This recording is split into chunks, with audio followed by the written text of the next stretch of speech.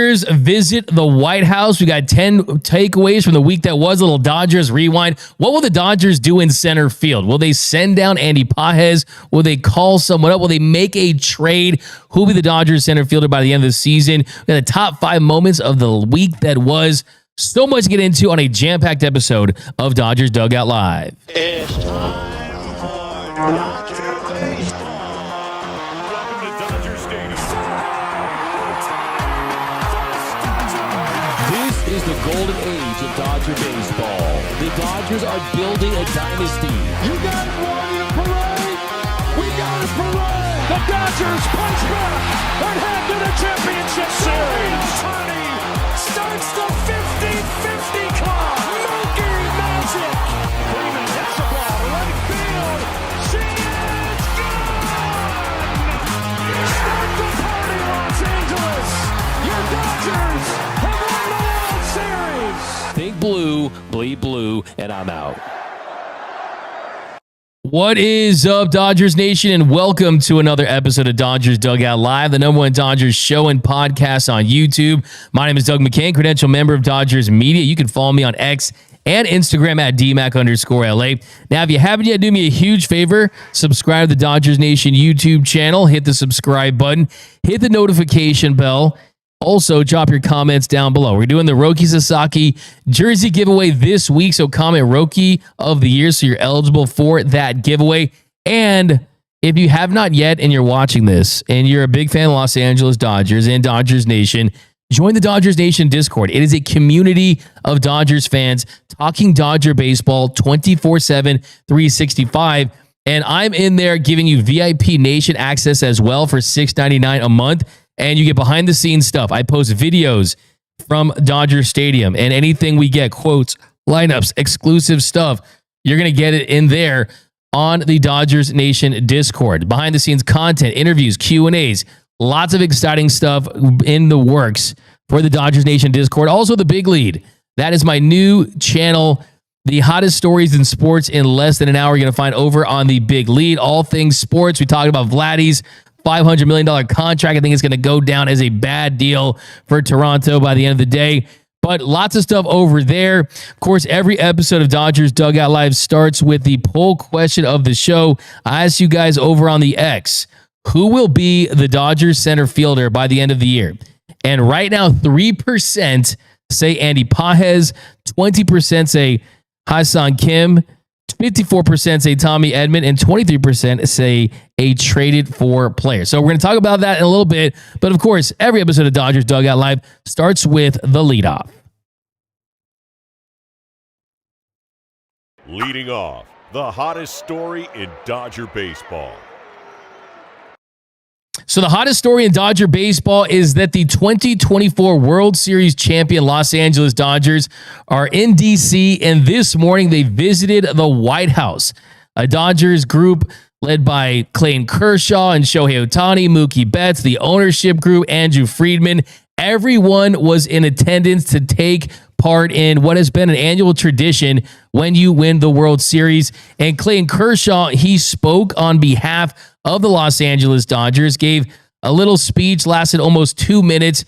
You see the boys in blue dressed to the nines, everyone wearing suits, and the team was celebrating their World Series championship. And here is what Clayton Kershaw had to say. Here's the speech for Clayton Kershaw, who looks like he could run for president. Here's King Kersh at the White House. Okay, wow, this is an incredible honor for me, and to stand here today representing the Los Angeles Dodgers and this group of staff and players behind me today. The 2024 Los Angeles Dodgers season is one that will go down in the history books, always holding a special place in the hearts of myself and those there with me, as well as millions of Dodger fans around the world. This organization exemplifies what it means to come together as one for a greater purpose and to represent something so much bigger than themselves. The selflessness and humility that each one of these players and staff have shown over the last year is truly an inspiration. They have constantly played hurt, switched positions, and taken the ball to put the team first. As a spectator, for our championship run last year, I was in awe of this group. Their unwavering confidence, coupled with a selfless pursuit for team excellence, was an inspiration. That is why I'm so grateful to get to speak today on their behalf. Ooh, Dave Roberts would have did. I don't want to say that wasn't a particularly good trade for them, but I'm right. Then he talked about Shohei Ohtani. He said that Shohei Ohtani looked like a movie star. He's got good future. I'm telling you, he shattered all those records last year. So joking about his future, of course, as the greatest player to ever do it. He talked about the team, and he said he hopes that they're going to be back next year. So there it is. The Dodgers in the East Room at the White House in Washington, D.C., celebrating their 2024 World Series title as a team. And I think for this Dodgers team, this kind of marks the end of the 2024 World Series championship. And of course, it has been a fantastic ride, a ride that we will never forget. It still brings a smile to my face every single time I think of Freddie Freeman's grand slam against Nestor Cortez. Every time I think of Alex Verdugo striking out with Walker Buehler on the mound of the Dodgers, celebrating a 5-game World Series win against the Yankees at Yankee Stadium. Every time I think of the parade, I smile. All those great memories are awesome, but this truly does mark the end of the Dodgers 2024 World Series tour. From winning the World Series to the parade to the Tokyo series where you have opening day and you're asked a lot about it there, to ring night, to opening day, to now you got the White House. So you've checked off every single box for what happens when you win a World Series title. And now, especially after the Dodgers look beatable, and they did lose a couple of games to the Philadelphia Phillies, that now I think you can come back to earth a little bit and focus on navigating your way through a 162-game regular season. So I look, as much as I love the World Series, it was euphoric. It doesn't top that. It was baseball heaven to experience that in real time. Freddie's grand slam, this team getting over that hump, getting that all those doubters, all the haters, oh, the Dodgers, they can't win a regular season, 162-game regular season plus a postseason, and they can't win a World Series like that. Oh, this Dodgers team, they spend all this money just to lose in the first round. All that stuff has been put to bed. But as great as it has been to celebrate the 2024 World Series title, what did Tom Brady always say? The best title, the best championship is the next one. And now with today in the books, the focus is solely on how do you get the best version of the 2025 Los Angeles Dodgers and do something that has never been done in 25 years. And that is repeating, winning back-to-back championships, possibly going for the all-time wins record. Now the focus is solely on that. And I think that was a big takeaway for me today for sure. But let's get into the action. There's so much to talk about. You know, it's Monday, and Mondays are when I do my Dodgers Rewind. That's the 10 big takeaways from the week that was, the 10 big takeaways from right now in Dodger baseball. We're going to get into that next on Dodgers Dugout Live. What up, Dodgers Nation? D-Mac here to remind you that if you have not yet, be sure to subscribe to the Dodgers Dugout Live podcast. You can find it wherever you get your podcast. So if you want to listen to the show in audio form, when you're driving to Dodger Stadium, when you're driving from Dodger Stadium, when you're commuting to work, wherever it is, you definitely want to lock into the podcast. We're going to start featuring some podcast exclusives, interviews. So definitely, even if you do watch the show daily on YouTube, be sure to subscribe to the Dodgers Dugout Live podcast, wherever your podcast. So be sure to do that. It really supports the channel. And as always, think blue, bleed blue, and I'm out.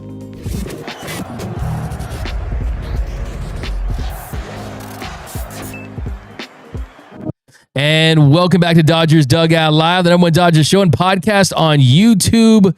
By the way, if you have not yet, subscribe to YouTube, subscribe to the Discord, but also Vivid Seats is where it's at. If you guys are going to Dodger games this year, tickets are very, very expensive because it's the best team in the world. You got awesome giveaways like the Shohei Ohtani bobblehead from the other night. So might as well save some money, Dodgers fans. And you got a big homestand coming up, Freddie Freeman's bobblehead on Friday. And you got to go to Vivid Seats. We've teamed up with Vivid Seats to hook you up. Grab your seats all throughout the season. Use promo code DNation20 for $20 off your first purchase of $200 or more, or DNation10 to get $10 off of any $150 or more order. Even if you used Vivid Seats before, you can still take advantage of that second one. DNation10. Let's pack the stadium and celebrate Freddie Freeman's bobblehead night, his walk-off Grand Slam bobblehead. Let's celebrate that on Friday night. Freddie Freeman is eligible to return that night as well, so definitely be sure to do that. Okay, now let's get into the takeaways. Lots to talk about in the world of Dodger baseball, so let's get into that. Here is the Dodgers Rewind for the week that was in Dodger baseball. Dodgers Rewind, 10 big takeaways. So my first big takeaway from a week that was, we got to start right at the top. The talk in Dodgerland is about the center field position and what will the Dodgers do with Andy Pages, because Andy Pages has been given runway to start the year to see if he can be the Dodgers' everyday center fielder, or at the very least, be someone you can trust in a platoon situation. And make no mistake about it, Andy Pages isn't on this team because of his defense. You saw yesterday the error that he made, right? Where, yes, you're not an error or anything like that, but he misplayed a ball that went over his head. He was going both directions. He was charging in on it, and the ball gets over his head. We've seen a couple times this season him just make bad reads on balls hit to center field that have led to extra base hits, that have led to hits, that have been plays that, yeah, maybe it's an error, not an error, like I just said, but you know that big league center fielders will tell you that these are plays that they should make. And even if his defense was like it has been, if he was hitting at the level that they were hoping he'd hit at, you would ignore that. But the fact is, the defense isn't good, and offensively, the numbers have been even worse than the defense. He's hitting 118, a 268 on base, slugging 147 with a 37 weighted runs created plus. And to make matters that much worse, his specialty is supposed to be hitting against left-handed pitching. And yes, mind you, he has faced tough lefties, Tariq Skubal, Imanaga, Chris Sale, lots of tough lefties to start. But even so, he's a minus 19 weighted runs created plus against lefties. He's been a net negative against lefties. So that's not going to cut it.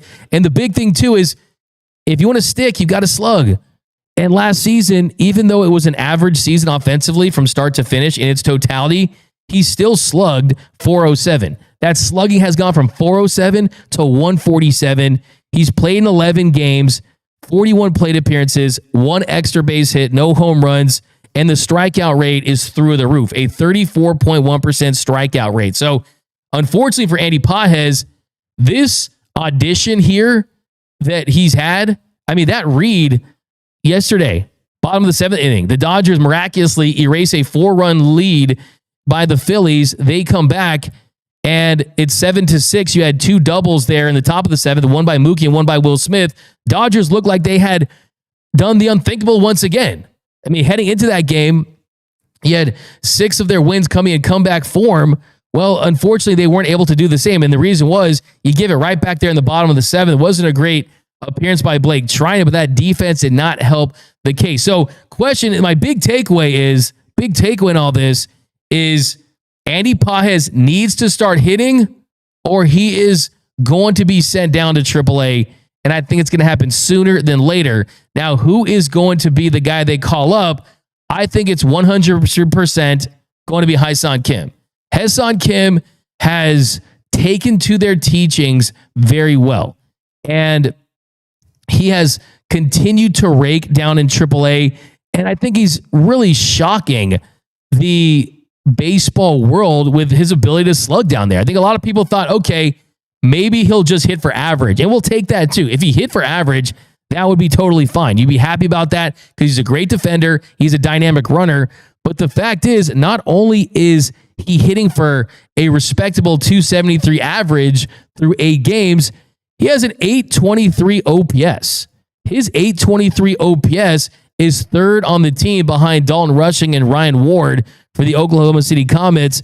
And he has a triple, 4 doubles, no home runs yet, but the slug has looked better. And I think Hyeseong Kim should get an opportunity.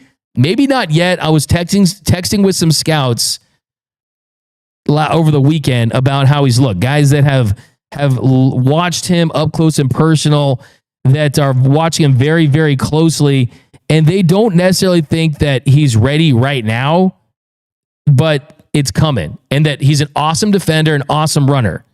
So that is where they're at with Andy Pages and Hyeseong Kim. Now, I think what they should do is give Pages a couple more weeks, because like I said, he's faced a lot of tough lefties, has not gotten into the groove of it of late, did get that big single that kind of led to a big comeback inning on over the weekend, but still, the results have not been there for Andy Pages. And I think it's too early to just rip the cord and just cut that cord right now. But I do think that if in a couple weeks he does not have success and Kim is continuing to trend in the right direction, then you can call up Kim, and then you put Tommy Edman in center field and you put Kim at second. Or Kim has been playing more center down at the minor league level. You have Kim in center. You can platoon him with Kike Hernandez with Freddie Freeman back. And then you have Tommy Edman still at second base, where he's playing the position at a Gold Glove level. But the truth of the matter is you can't justify having Andy Pages in center field producing the way he has been offensively, when you could just have James Outman coming up and playing center field. And even if he's giving you nothing offensively, at the very least, he's giving you some production defensively, where he's a really, really good defender and he's not a good hitter. So at the very least, I mean, even Chris Taylor, right? I mean, there's other options in center field. So yeah, Andy Pages, he's got to start hitting, or he's going to be sitting, and that's going to be on a bench in AAA if he can't turn things around. Now, I did talk to some scouts about Andy Pages, and what they tell me is like, look, this is a very streaky hitter. This is a guy that when things are right for him, he hits the ball hard, he has a lot of success, and then pitchers adjust, and then he goes through a slump, and then he adjusts back, and then he has success. So he is a very streaky hitter, but right now I think the Dodgers are still in the evaluation stage. I think that this makes sense from their standpoint because you want to evaluate what you have. You don't want to have any doubts, and they're going to give him a healthy chance to earn that spot. If he doesn't grab it and run with it, fine. We got options. If Kim comes up, doesn't have success, and you look like you don't have your everyday center fielder, well, then you can go to the trade market. So the truth is that, yes, the Dodgers, they're a 10 out of 10 supermodel, but right now there's a pimple on that 10 out of 10 supermodel, and it's the center field spot. And the way they can address that is internally, or you got the pieces to go out there and make a move. I still think Luis Robert Jr.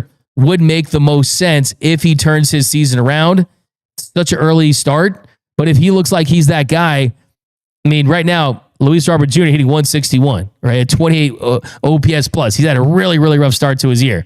But if he picks things up offensively, he could be a guy that you look at. But I guarantee you that they're not going to just have a net negative all year in center field. It just doesn't make sense. And here was Dave Roberts talking about the misplay that Andy Pages had in the 7th inning. And Dave basically just said that he made a bad read on it, and that's not the first time it's happened. So I guarantee you that they are monitoring all this stuff, and that they're going to make a move accordingly if he does not turn things around. I hope he does. A lot of talent. You want to hit on these young guys. I'm rooting for Andy Pages. I hope he's that guy, but this is the Dodgers. And if you don't produce, they're going to look elsewhere, especially when you haven't proven yourself throughout the course of a full season. Okay, next big takeaway. Blake Snell is injured. Blake Snell was thrown a bullpen in Philly, and he did not come out of it feeling well, and he was placed on the IL with shoulder inflammation. So Blake Snell placed on the IL with shoulder inflammation. It was retroactive to April 3rd. So hopefully there's nothing serious. They called up Matt Sauer just so they had some pitching depth. I was told that it was going to be Landon Knack and Justin Robleski. We're going to take down those starts with him out because the Dodgers are still going to keep Roki Sasaki and Yoshinobu Yamamoto to a 6-man rotation schedule. But it has not looked good early on for Blake Snell. He just hasn't looked like that Cy Young award-winning pitcher that we know he is. And I am not overly concerned with the pitcher just because this is just kind of how his seasons trend. Slower first half, elite second half. And if that's the case for this team, you'll be absolutely fine with it. Funny thing is he has a 2 ERA because 5 of those runs were unearned in his last start against the Braves because the 2 errors by Max Muncy. But the alarming trend for Blake Snell is that the walk rate's at 17.4%, a 17.4% walk rate. And yes, it's just a handful of starts, couple starts here, but he's always had issues walking guys. And that's for a lot of reasons I talked about on the show. It's tough to square him up. He throws a lot of pitches outside the zone that get chased. But also, if it gets worse, it's tough to go deep into games. It's tough to go deep into games, and you just don't want to have that if you're Blake Snell. You don't want to have a season where you're going 4 and 5 innings, and then you're taxing a bullpen. Him at his best is going deeper into games, but that's something that really stands out. 8 walks so far early on in this season. And you look at the strikeouts, 4. 8 walks to 4 strikeouts. That is not going to get it done. But hopefully this is very precautionary. It's nothing serious. But if he does need some time, I say you give it to him and then you kind of give him a little reset. Let these young guys fill up those starts. But here was Dave Roberts saying everything he knows about the Blake Snell injury right now. He started his bullpen and experienced some soreness. And so we're going to evaluate him and see how it looks for Tuesday, but doesn't look promising. Today, he threw a bullpen today and some soreness. And so we just felt that right there, you're going to miss a start. So we can backdate to 3 days. And so I'm sure we're going to bring some, I don't know who we're bringing, but yeah. So somebody's going to make, obviously, someone will make his start on Tuesday. I think 2 starts, if you're going to, go on the IL, given where we're at in the season, I think 2 is certainly the floor, and we'll kind of go from there. He's going to go to D.C. with us, as I understand it, and then he'll travel with us.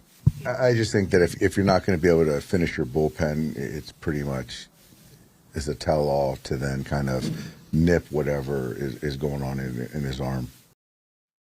So, yeah, that's absolutely the right approach for sure. Dave did say that Tuesday and Wednesday you might have a bullpen game for the Dodgers, but Robleski went 5 2/3 innings scoreless last Wednesday for OKC. Landon Knack, he went 4 2/3 innings on Thursday. Both those guys, they line up, and Landon Knack is going to be the guy. He's in DC, and Robleski, we'll see what comes of that. But look, this is unfortunately something that you have to deal with if you're a starting pitcher. But look, Blake Snell, only 2 times, only twice in his 10 MLB seasons, has he managed to log the qualifying number of innings in a season. He's dealt with shoulder, elbow issues. He's had some soft tissue injuries. This happens. Does it mean it was bad to sign him for a 5-year, $182 million deal? No, but I do think that he's a big investment, and if he's not feeling 100%, there's no reason to keep running him out there. It is a little depressing, though. I will say, just honestly, after the Dodgers using 40 pitchers last season, a franchise record, having 3 starters in the World Series, what I say, it feels like watching the Los Angeles Dodgers and their pitching staff every year. It's similar to watching a season of Squid Game on Netflix, where you lose one pitcher every single episode, every week.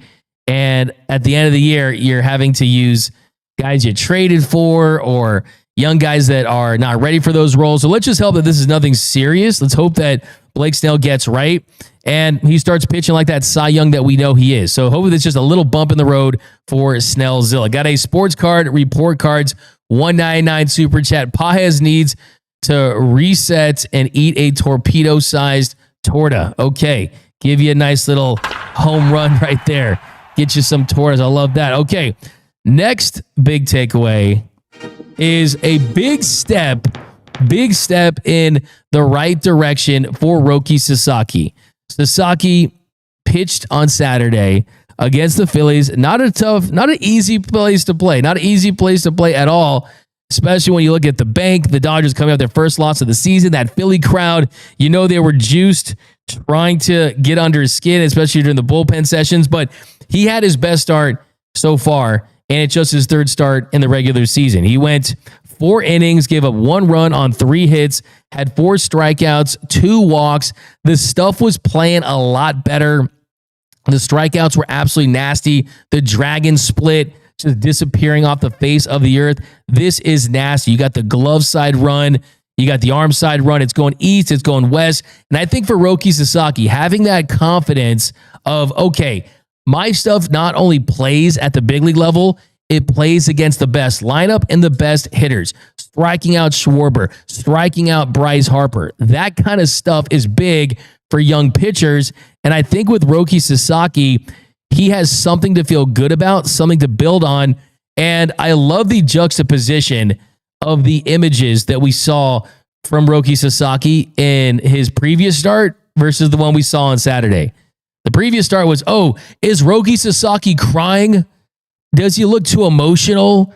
Versus the last start, after the Dodgers were able to get out of the inning for him, he's excited. He's juiced. He's pumped. Yeah. Roki Sasaki's happy. Look at that smile. Look at how engaged he is. I think that kind of stuff shows you that, hey, he's still a kid. He's 23 years old. He's not a veteran, and it's going to take some time. And I think for him, I mean, he settled in nicely. I mean, he came out there, gave up a couple of singles. They did score a run in the first inning, but he was able to retire the next 3 hitters that he faced. And for him to buckle down the way he did, I think shows you a lot about the adjustments that he made to be able to have that success. And I mean, I think that first strikeout of Bryce Harper gave him a ton of confidence. That splitter down and in. He got boned to ground to second that scored that first run, but then he got that soft contact after being down 3-0 in the count to get Kepler to ground out. Then the second inning he comes out, he goes 1-2-3, lots of soft contact. Then the third inning, punched out Marsh, punched out Schwarber. Fourth inning, issued the leadoff walk to Harper, but then bounced back up, got a fly out and another fly out to Kepler. Then he struck out Castellanos with a nasty splitter down in the zone, and then comes out in the 5th inning, walked Real Muto, then Stott, he singled to right, and at that point it was, okay, we're not going to have Roki Sasaki face this lineup the 3rd time on the road and watch things come unraveled. Anthony Bonda comes in, got Marsh to fly out, got Schwarber to line into a double play there, and he had runners on the corners. He gets out of it, and that's why he was just so excited in those situations. So, hey, Roki Sasaki is going to be a star. I did not change my opinion at all whatsoever. We've gotten into why it's been a slower start, but the biggest difference for him is how much better the command was. In his second start, the command was terrible. The balls and strikes, the ratio, which is out of whack, more balls than strikes in both of his starts of the season. Here, he had 68 pitches through over 4 innings of work. 41 of those were for strikes. So really nice job by Roki Sasaki. And he talked about the confidence that he has now with the success of that start and something to build on, and just what was different for him in his 3rd start versus his first couple. Best version of himself.2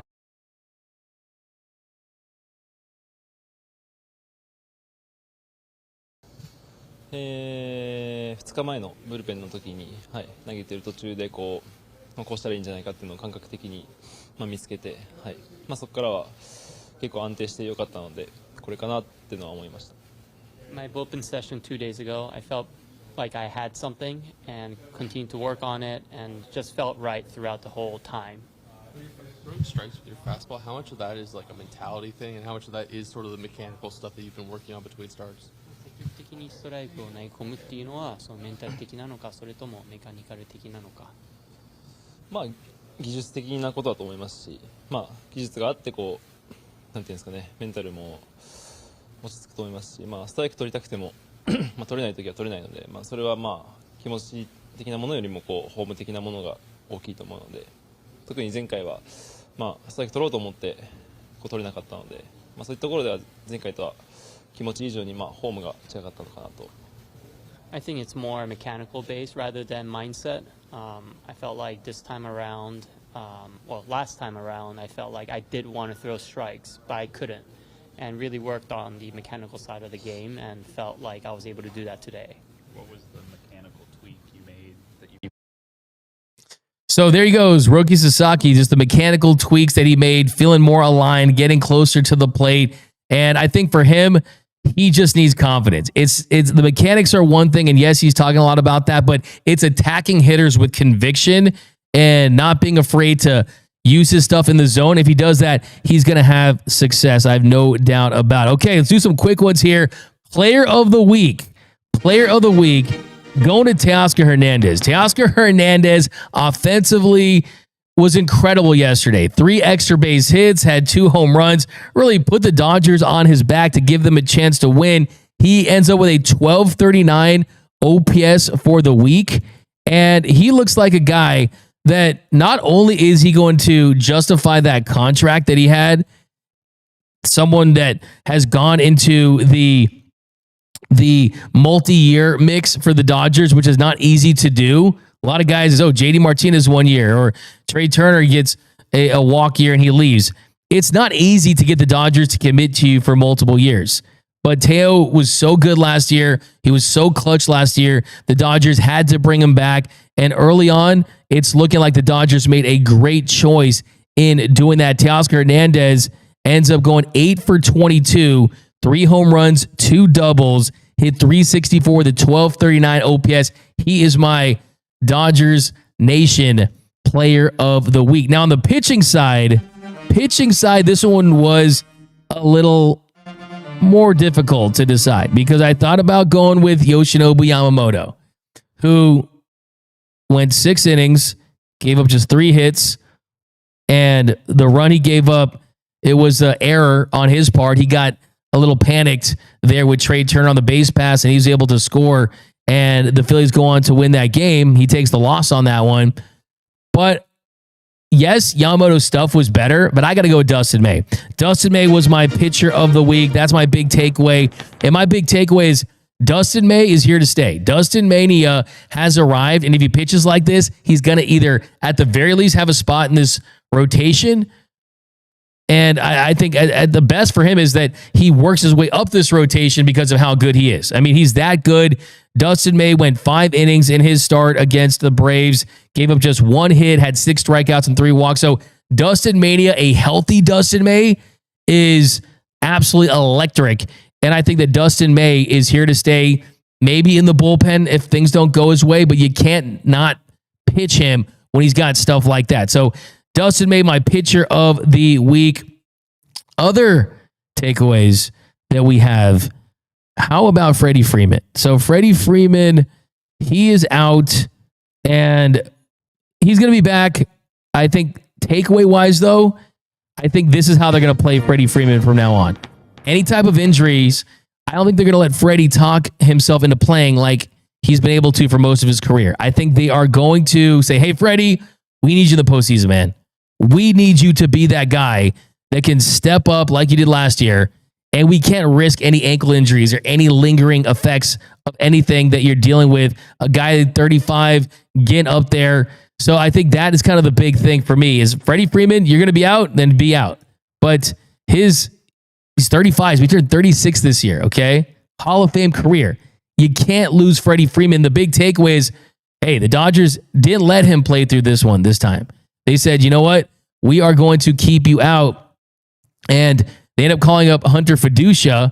And the reason for that is, Hunter Fiducia was going to give them a left-handed bat off the bench. So look out for that all season long. Dave Roberts said a couple days ago about Hunter Fiducia. They called him up because it gives him a left-handed pinch-hitting option. And you got guys like Don Rushing.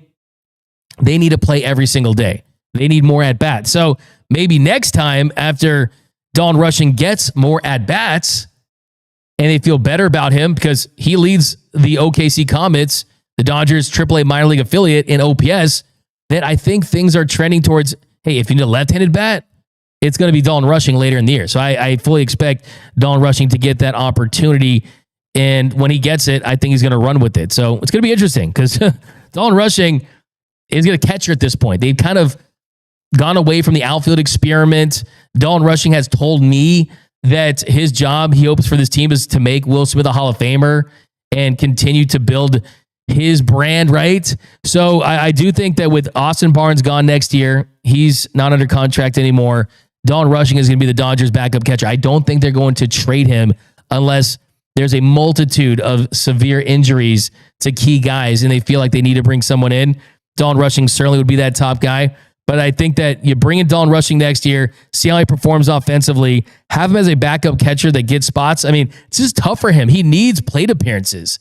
It really is. And it doesn't seem like Will Smith is going to be moving off of catcher anytime soon, but that is one of the biggest questions I have. Now, another big takeaway is Tommy Edman is a slugger at this point. You look at his offensive production so far this season, 5 home runs for Tommy Edman. That leads the Dodgers. 9 RBIs. His isolated power throughout his career has been under 200. Last year, it was at 180.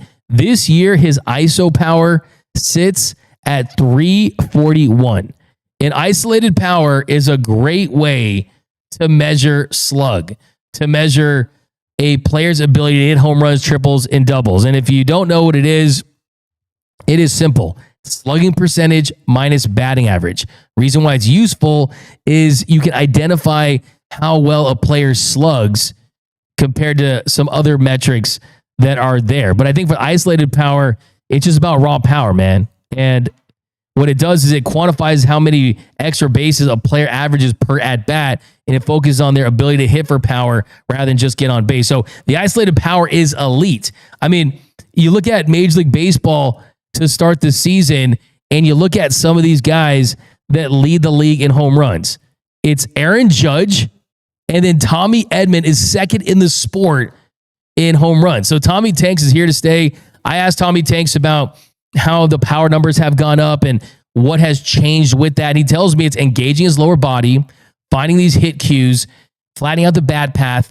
And I think that playing in this lineup with guys like Shohei and Mookie and Teoscar and Will Smith and Max Muncy, things have really kind of started to rub off on him as well, and hitting in a lineup that believes that he can do it. So yeah, Tommy Edman, he's the real deal, man. He's been great defensively. He has continued to provide consistency at any position you throw him at. And he's going to be big because he's a part of that center field second base equation, and he provides a backup shortstop option as well. Other big takeaway is Shohei Ohtani did not have the greatest of weeks. Has been, I guess, by his standards, just in a little bit of a slump. I mean, if you look at his averages on the year, hitting 268, the on base is actually higher than last year, 400 on base. The slugging is at 512, and he's at a 151 weighted runs created plus, 51% above league average. His MVP season last year, he set a career high with a 181 weighted runs created plus.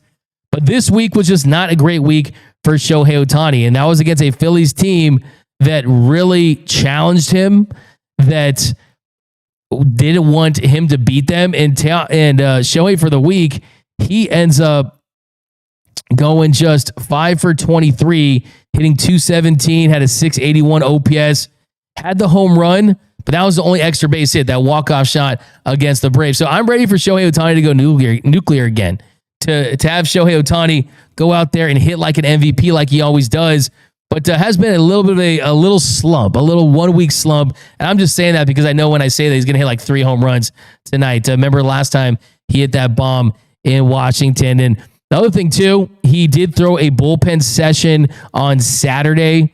He threw a bullpen session in Philly, and that's kind of the most important thing with Shohei right now, just balancing the bullpen sessions with coming back from the labrum surgery.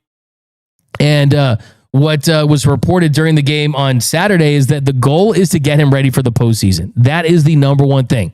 How can you make him right for the postseason? And that is what they're going to focus on. So, and that does not mean bringing him back as soon as possible. That means trying to make sure that when he is back, that he's here to stay and there are no setbacks. So that's definitely the number one thing for Shohei Ohtani through a 25-pitch bullpen session before the game on Saturday. Okay, we got lineups. Let's get lineups for today's game. The Dodgers at Washington. Dodgers Nationals, a 3:45 first pitch. And we have got Shohei Ohtani batting leadoff at DH. Mookie Betts batting second at shortstop. Tommy Edman batting third in center field. So Tommy Edman in center field. First time this season is getting a start in center. So that tells you what we talked about.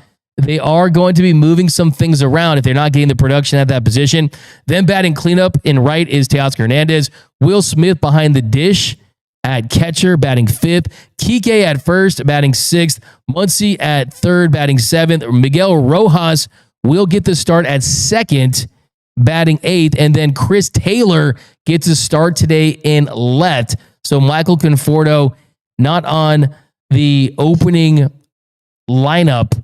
We'll see if they use him later in the game as a pitch hitter, but giving him a little day off there is not bad at all. He's gone off to a great start, has Michael Conforto, but you definitely want to give Chris Taylor some opportunities. And today you got a lefty on the mound in Mackenzie Gore.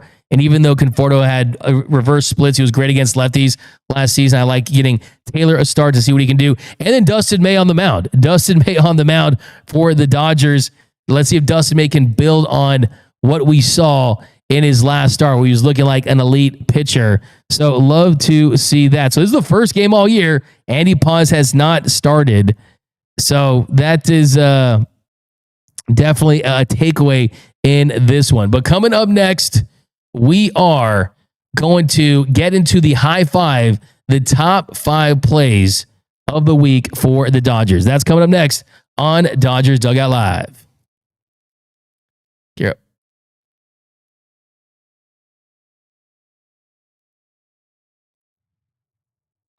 And we got our GearUp.LA official team shot of Dodgers Nation. And by the way, go to GearUp.LA, the freshest gear in the game. Got the running back Teo shirt. We've got a couple shirts coming for you guys. I got a Roki Sasaki shirt I'm going to drop at some point this week. That one is super fresh. Been working on that one for a couple of weeks now. And then we might have another one up our sleeve too. But if you haven't yet, pick up our shirts that we've been rocking with for the last couple of months now. The Gibby Meet Freddie all the way from the World Series. Celebrate the World Series. That one's an absolute classic. Also, the Kike Hernandez We Don't Give an F shirt. That one's great. But go to GearUp.LA for the newest Dodgers threads in the game. www.gearup.la. If you want to support the channel, if you want to support me, go get merched up. GearUp.la. Okay, so now let's get into our high five. By the way, if you don't know, the Dodgers invented the high five. Dusty Baker, Glenn Burke, the 30 home run quartet. The high five started at Dodger Stadium. So here's my high five, the Dodgers' top moments of the week that was. The high five. D-Mac's top 5. So I wanted to do some honorable mentions before we get into it. Tanner Scott's 3-pitch save. It was actually the first 1-inning 3-pitch save in Los Angeles Dodgers history. I'm gonna go that as a honorable mention for sure. But coming in at number 5, I got to go with Teoscar Hernandez's catch against the Braves in foul territory. Just a great play by Teo to get over to foul territory, sacrifice his body, and make a highlight catch. Body myth of what Dodger pitching as a whole has done. It's almost untouchable with runners aboard, runners in scoring position. Teoscar made the catch. Fell into the crowd. And did it with a smile. So that was incredible. I mean, just a great catch. And I think that Teoscar just getting off to a great start this year. It's great to see Teo putting last year behind him and saying, you know what, I got the contract, got the World Series, but I want more. and you're seeing a better version of him defensively as well. Then coming in at number 4, I'm going to go Dustin May's start. Just the first time at Dodger Stadium, first time that he's pitched on that mound in over a couple of years. I thought that was just really, really special to see him go out there, have success, be effective. He was showing a ton of emotion, and this is someone who's really looked at baseball differently. He's got a new lease on life, a new perspective, because the man almost died, went out there, had success. So great to see. Coming in at number 3, Max Muncy's game-tying double last week. Max Muncy goes up there to the plate, a chance to tie, and he just played some poor defense early in the game. Then he's able to get that double. That put the Dodgers back on the tying portion, and they were able to tie, and then Shohei Ohtani is able to hit the home run later. But here was Max Muncy's double. Another 1-2, and it's hit into right center field, and Max Muncy has found it just in time. It's a game-tying double. Double for Max Muncy. Then number 2, Roki Sasaki has his best start as a rookie, and Eric Hosmer can absolutely shove it. I'm going to DFA him tomorrow. But Roki, he showed the world why he's still the number 1 prospect in baseball, and he was making big league hitters look foolish, some of the best in the game, in just his 3rd start at the big league level.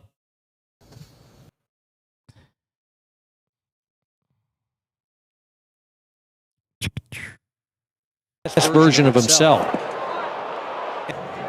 We talked about it earlier. You get ahead of the count, then the hitters just have to open up everything. Got him to chase. Coming in at number 1, Shohei Ohtani's home run on his bobblehead night. See Shohei Ohtani, a guy that always knows how big the moment is, and it seems like he delivers every single time, and it was no different against the Braves. Shohei Ohtani gets the walk-off on his bobblehead night. First pitch. Got the 7th inning stretch. Got some of your questions on all things Dodger baseball. Got a super chat here. That's coming up here on the 7th inning stretch. The 7th inning stretch.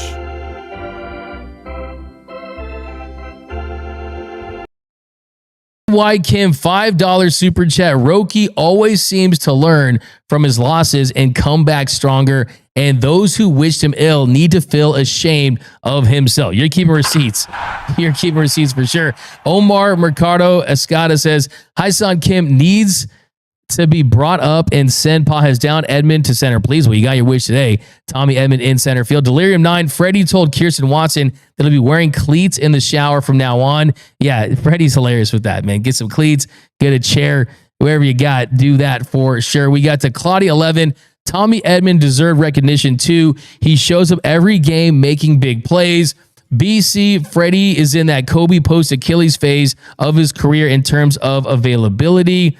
I wouldn't quite say that. I mean, I think that Kobe post Achilles was a shell of himself. He wasn't anywhere near the elite MVP caliber player. Freddie Freeman can still win an MVP. He's that good. I mean, he can still be a player that's in the top 5 to 10 when it comes to overall hitting, just because it's not an Achilles or something that really slows down his performance.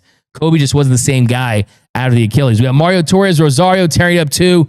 What's up with Bodie? I don't see him in the AAA lineups. Mario Torres. So the story with Bodie is that he exercised that upward mobility clause.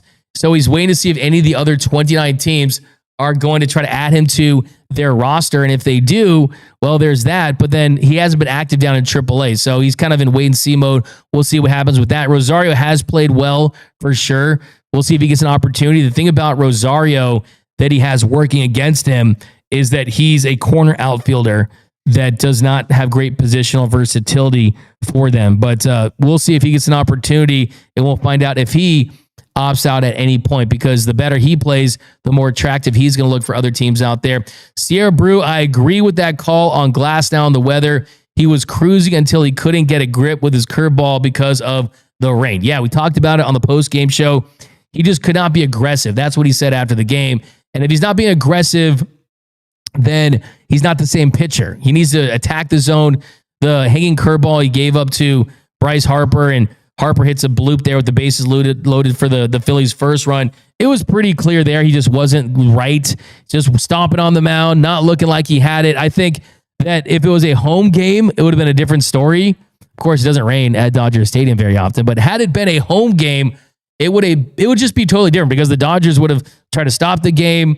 I think that if I was Dave Roberts and the crew, I would have just wanted the mound to be completely looked at because it was not in great shape. And unfortunately, Glasnow had to have a short outing because of that. He had a 7 scoreless inning streak heading into that third inning. The first 2 innings, he looked really good. So just a frustrating day at the office for Tyler Glasnow. Sierra Brew, I agree with you that we got Claudia 11. Teo is showing off his home run skills. He needs to defend his Derby title. Mario Torres, Glasnow got too emotional and let the team down. I wouldn't say that. I don't think he let the team down.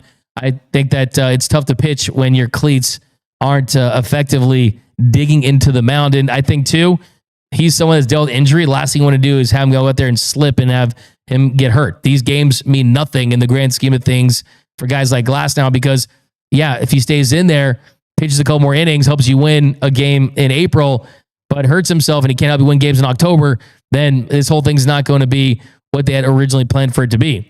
Ray Brios for Freddie and Roki. There is crying in baseball. NS, you talk about Jimmy Dugan from the League of Their Own. NS, who would have thought the teams would lose Yama and Glasnow's start and would win Roki's start? I wouldn't. I believe in Roki Sasaki and anything can happen in baseball, but I see what you're saying.